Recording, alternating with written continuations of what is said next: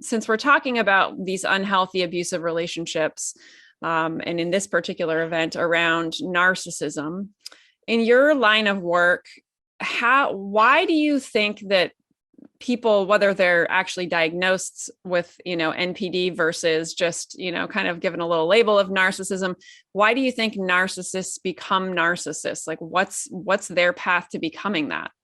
Well, I know we started talking about the unconscious mind, and I think we can kind of come full circle with this. So people tend to become narcissistic when they have these parts of themselves that they can't look at. And I find that in narcissism, a lot of it comes from shame.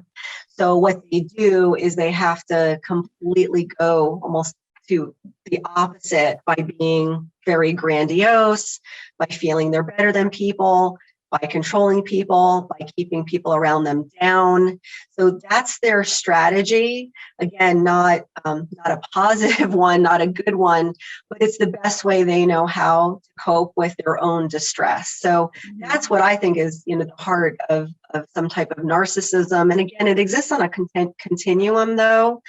But if we're talking about true NPD or narcissistic personality disorder, or what we call a malignant narcissist, those are the ones that are going to be usually very abusive and mistreat the people around them. And those are the ones that no matter what you do, you can't usually affect change with those. They just don't have the capacity for that empathy. So all they're concerned about is making sure they don't feel bad. So their behavior, even if it's at your expense, they don't have the empathy to then realize, well, I'm actually hurting you as well. They're just only thinking about themselves and getting rid of their own negative feelings. Mm-hmm. Gotcha. Yeah. Awesome. Thank you. I appreciate you bringing awareness to how it all comes to be. And going back to gaslighting for a minute, what do you think the impacts are of experiencing gaslighting for someone's psyche? Wow. Well, it's really, really hard on people because I would say manipulation around that can be so subtle. And I know that we usually have good gut feelings, and we learn to kind of turn off those feelings because we are trying to keep that relationship going, or we do want to believe this person. And so we will start questioning ourselves and our own realities. So I think it can be very, very destructive to people to the point where they start to mistrust anyone and everyone, because someone they initially loved and trusted took advantage of them and manipulated them so much. And so it just affects how they see other people and how they see the world. So it can be a very pervasively destructive feeling that it can give people. Mm-hmm. And I'm always curious too about how gaslighting affects adults, and then also the impact it can have on children. For people who are now adults, but they were raised by emotionally abusive, narcissistic parents, what kinds of long-term impacts do you see gaslighting having on them? I think for all those people, again, everyone's different because everyone has different resiliencies or the capacity to self-reflect or be self-aware. So I think the more you are self-reflective and make conscious decision not to repeat that behavior, the better you're going to do. So as we know, people tend to do the opposite or they repeat.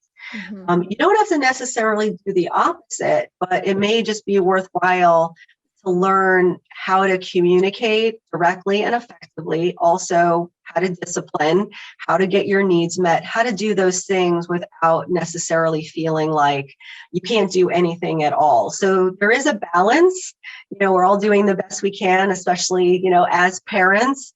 But I would say the people that do the best can sort of set a mindset or an intention that they're going to do things differently, and they're going to learn how to effectively communicate both in a romantic relationship and as parents so that they don't repeat that behavior. And certainly sometimes people they're not aware of how bad it was or the negative effects of it.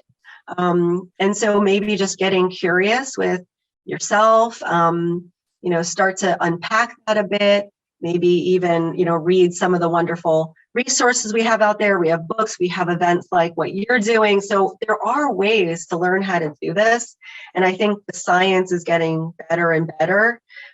So we know what works and what helps for people really trying to learn these relational skills a little bit better when they haven't been taught them themselves. Mm-hmm. Yeah. And I like what you said a little while ago around, right, like healing, I'm totally paraphrasing, but like, right, healing in relationships, right? Being able to utilize our relationships as these vehicles to heal stuff from past relationships, perhaps, right? But like not always, I think there's absolutely validity in like, if you've been coming out of an abusive relationship, to not be like diving back into the next relationship and really, right, like strengthen your own relationship with you. And at the same time, eventually, at least, I don't know, what's your thought, like getting back out into relationship, because if not, then we're not, right, I don't know, experiencing that human connection with others. Right. And I think some of the hardest parts of this is to know when to eliminate it and cut it out. And this is whether it's a romantic relationship, a friendship. Sometimes people who've been in your lives a long time, but you realize that it's gotten toxic for you. Just to move on from that and not just continue on just because, oh, well, this is what feels like my normal, or this is what's familiar.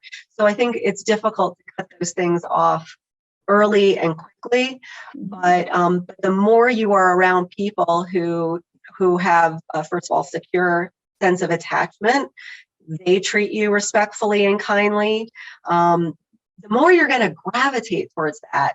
So I think that, if you're making a choice of who you're going to have around you in your life, if you're going to have those people that treat you badly, you find that your pull is going to be in that direction. So I would say the healthier you can surround yourself with the healthier people, you're going to also move in that direction too. So it's really critical for us to do that.